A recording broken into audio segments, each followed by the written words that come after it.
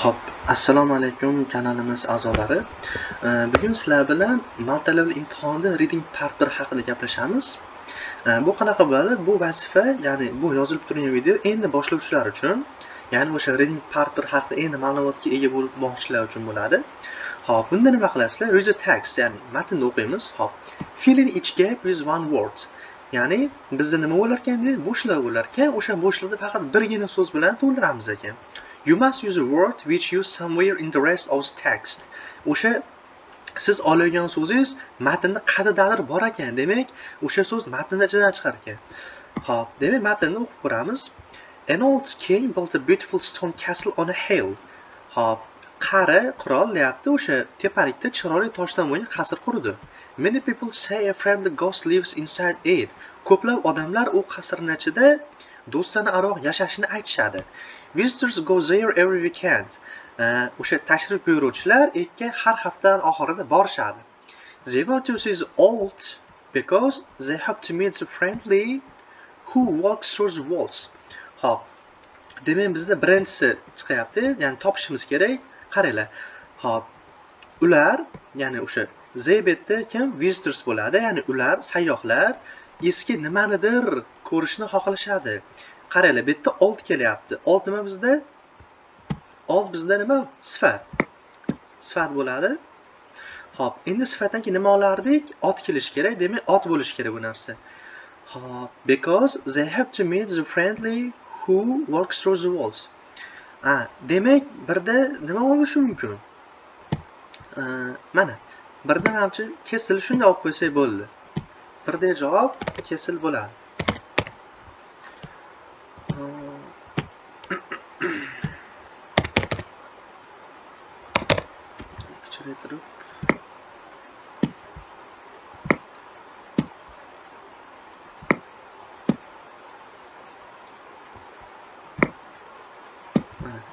Birga kesilib bo'lyapti, nima yoki? Hop, stol o'sha xilla qurgani kesildi. Ko'plab odamlar borishni xohlaydi. Mana o'sha borishni xohlashyapti. Nima sababdan? Chunki ular do'stona kimnidir ko'rishni xohlashadi. Hop, bu yerda friendly sifat kelyapti bu yerda ham. Demak, undan keyin ot kelish kerak.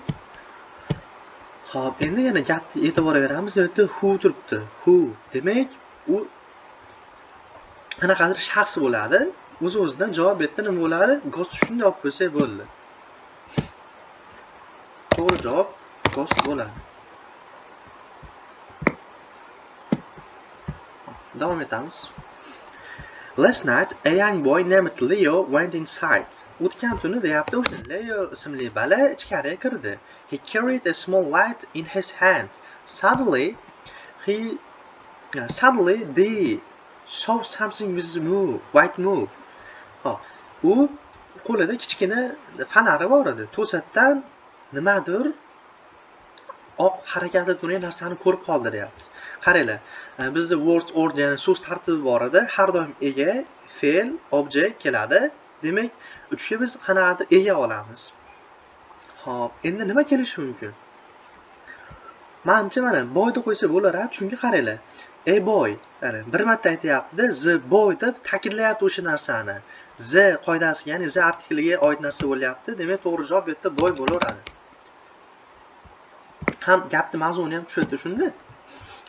Hop, he quickly, ya'ni he deyapti, yana demak, gap hali ham bal haqida ketyapti, boyda olsak bo'laveradi.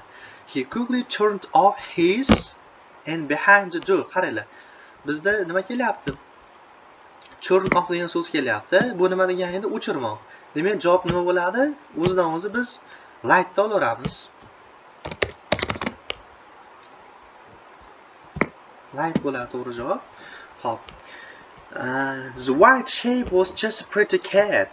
O'sha oq sharpa shunchaki chiroyli mishiq edi. It let out a soft sound and jumped into his arms. Leo laughed when he saw the funny making strange in the dark room. Okay, javob chiqib bo'ldi mana. Hop. O'sha u deyapti, mayin ovoz chiqardi-da, uni qo'llari sakrab oldi. Leo kuldi. Nimanidir ko'rganda. Endi u ko'rgan narsasi nima?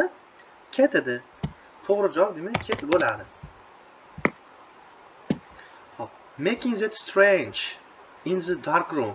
O'sha xonadagi g'alati nimanidir chiqarayotgandi u. Va javob nima bo'ladi bu yerda endi? Sound bo'ladi. Xo'p, imkon qadar sizlarga qana yetishni tushuntirdim. Agar kamchiliklar bo'lsa uzr. Fikrlaring izohlarda yozib qolisizlaring, men o'qib javob berishga harakat qilaman.